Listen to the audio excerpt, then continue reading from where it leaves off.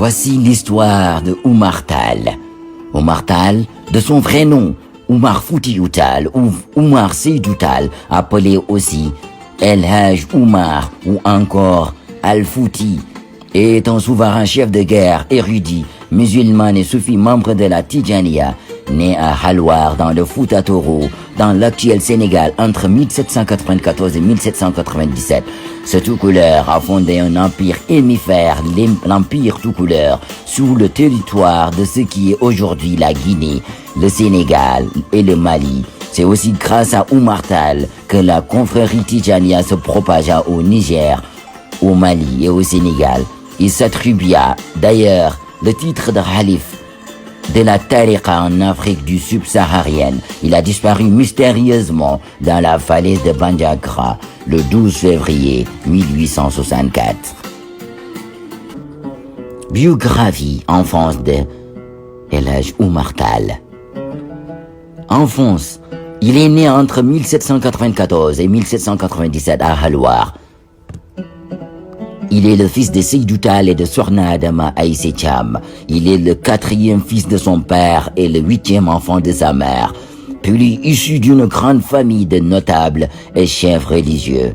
Il a commencé à approfondir dans la connaissance de l'islam grâce à Abdel Karim, lettré musulman originaire du Fouta Djallon, membre de la confrérie Tidjaniya. Ses voyages à partir de 1827 et pendant 18 ans, Oumar Tall entreprend plusieurs voyages. Il rend à Hamdallaye sur le Niger, où il rencontre Ahmadou Cheikhou, le fondateur de l'empire théocratique du Massina, puis séjourne plusieurs mois à Sokoto, à la cour de Mohammed Bello. Il traverse ensuite le Fenzan et se rend au Caire avant d'atteindre la Mecque, où il reçoit de la part de Mohammed Al-Ghali les titres d'El Hadj et de calife de la confrérie Sou-Tidjane pour le Soudan. 1828, il rejoint ainsi la confrérie Tidjaniya en 1833 par l'intermédiaire de Mohammed El-Ghali Boutalib, originaire de Fès, qui avait rencontré et fréquenté à la Mecque.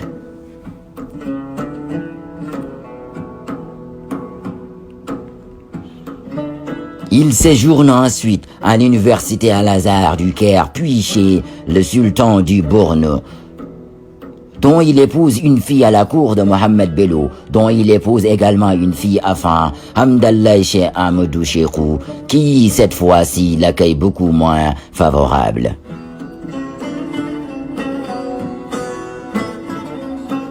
Puis, il est emprisonné par le roi animiste Bambara de Ségou. Lorsqu'il est relâché, il se rend dans le Fouta Djallon, où l'Almami l'autorise à créer une zawiya en 1841. Pendant 13 ans, il prêche l'islam sunnite à travers la doctrine acharite, la jurisprudence malikite et la spiritualité de la Tidjaniya, d'abord au Fouta Djallon, puis à Dinguiraye, actuelle Guinée, en 1848.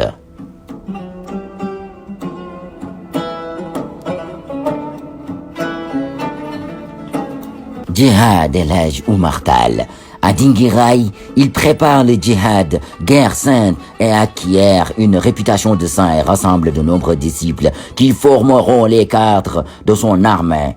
Son armée équipée d'armes légères européennes reçues de trafiquants britanniques de Sierra Leone s'attaque à plusieurs régions malinquées à partir de 1850. Il occupe sans difficulté les territoires Manding et du Bambouk 1853, puis attaque les Bambara Massassi, dont il prend la capitale Nioro 1854. En 1858, il annexe le royaume Bambara du Karta et supprime sévèrement les révoltes. Luttant contre l'armée coloniale française, il fait construire un Tata, une fortification à Conakry, 77 km à l'ouest de Caille. En avril 1857, il déclare la guerre contre le royaume du Rasso et assiège le fort de Médine, qui sera libéré par les troupes de Louis Faidherbe le 18 juillet 1857. Entre 1858 et 1861, El Hadj Oumar Tall s'attaque au royaume Bambara et Karta et de Ségou, bataille de Gano. Le 10 mars 1861, il conquiert Ségou, qu'il confie un an plus tard à son fils Ahmedou pour partir à la conquête d'Amdallaï, capitale de l'empire Peul du Massina, qui tombera le 16 mars 1862. Après 3 batailles faisant plus de 70 000 morts, obligé de se réfugier dans les grottes de Degembéré, près de Bandiagra, il disparaît dans une grotte le 12 février 1864. Son neveu Tidjani Tall sera son successeur et installera la capitale de l'empire toucouleur à Bandiagra. Son fils Ahmedou Tall règne à Ségou jusqu'à la conquête française en 1893.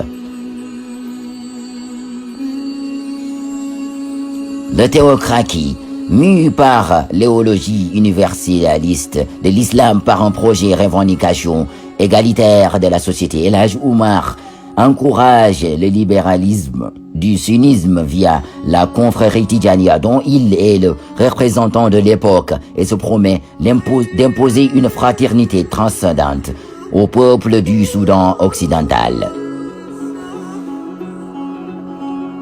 El Hadj Oumar gouverne ses États comme un théocratique, assisté par un conseil comprenant quelques grands marabouts, certains de ses frères et des compagnons de pèlerinage, la loi coranique et les principes fondamentaux du gouvernement sur le plan administratif. El Hadj Oumar Tall s'empire du modèle d'égypto-turc avec division du pouvoir entre un gouverneur civil, pacha, et un gouverneur militaire, bey. Chaque province dispose d'une puissance forte terrestre, Tata, commandée par un chef militaire dirigeant une importante garnison.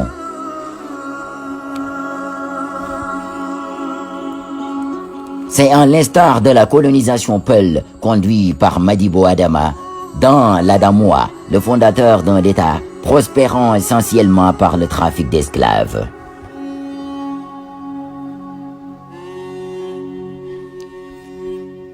Époque d'El Hadj Oumar. L'un de ses amis Oumar Tall, Mahmoudou Alou Tiyam, couche par écrit l'histoire de sa vie dans un écrit, la Qasida, qui rédige un diami, c'est-à-dire un peul noté avec l'alphabet arabe. Ce récit est traduit en français pour la première fois par Henri Gaden en 1935, puis plusieurs autres éditions et traductions plus proches du texte original, dont en français par Samba Dian 1983. L'époque d'El Hadj Oumar connaît dans le même temps une ample diffusion orale parmi les populations peules, notamment au Sénégal et au Mali. Et devient un mythe fondateur l'islamisation de l'Afrique de l'Ouest, l'époque présentant El Hadj Oumar comme un messie annonçant les grands chers musulmans de la région. Pour les décennies suivantes, calé entre Maba Diakhou, fondateur d'une théocratie au RIP, ou Malick Sy, son successeur à la tête de la Tariqa Tidjaniya.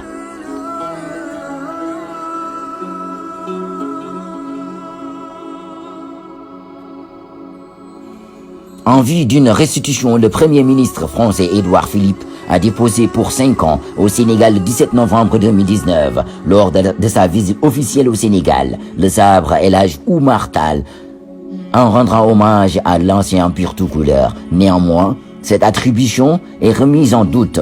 Aucune source historique locale ou européenne ne fait la moindre allusion à un sabre européen qu'aurait possédé El Hadj Oumar Tall. Ce sabre d'infanterie français modèle 1821 pourrait avoir appartenu à son fils.